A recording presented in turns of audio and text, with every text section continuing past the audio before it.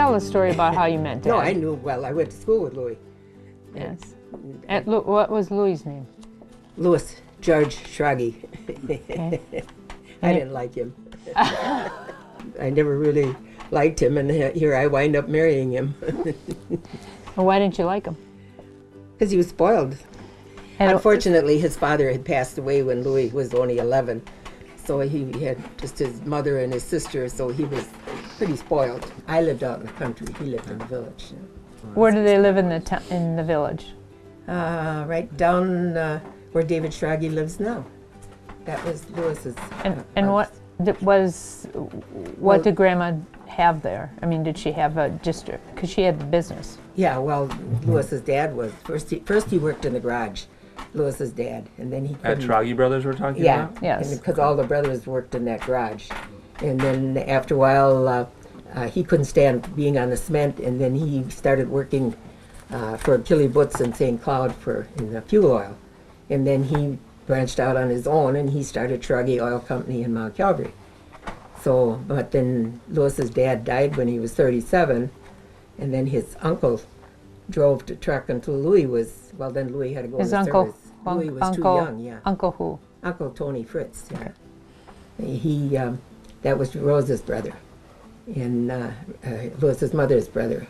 And then he drove the truck for once Louis's dad died, and he drove the truck for him, and then till Louis was old enough, but then Louis joined the Navy, and he had waited until Louis came back home, and then once Louis came back home from the Navy, then Louis took over and drove for Rose.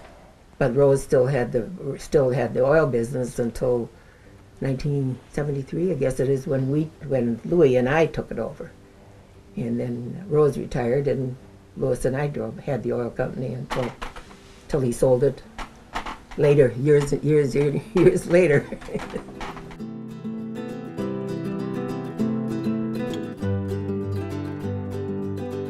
How did you invite all the people to your wedding? We drove around and asked everybody. In a car? Well, we were in a car, yeah. Because when I got married, that was in 48. I mean, we had. So you drove to their house to ask them? We drove to their houses. The only ones that got invitations were people that were far away, and everybody cooked. And the food was like when I got married, my dad slaughtered a cow or whatever, and that was the food, the meat, and then they saved the potatoes and the carrots and whatever vegetable you had. It all came from yourself. Yeah, you went to people's houses and you invited them to the wedding, and then you said, "Would you mind cooking?" Or if you were young, you waited on table. Everybody did that. Yeah. So, I mean, big deal. You got invited to a wedding and you had to work. But I had people coming when they invited us to a wedding, and then I'd open up the back door and somebody'd be standing there and said, "So we want to invite."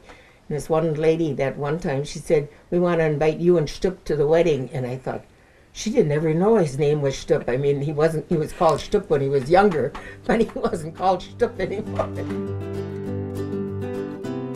And everybody from the towns were, I mean, you didn't go too far, so you were all pretty well related. You will find that out when you're doing this. Yeah.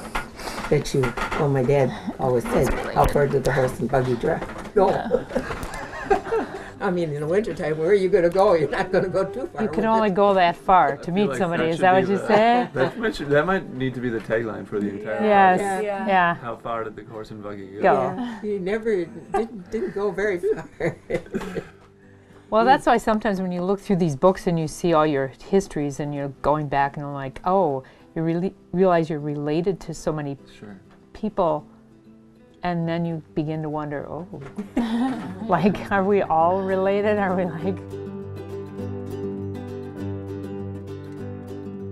I mean, he had no intentions of moving anywhere else, ever.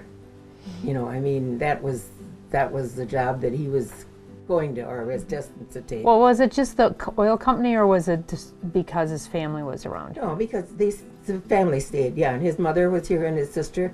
His sister had married Vernon Abler from the meat market, and they were living here.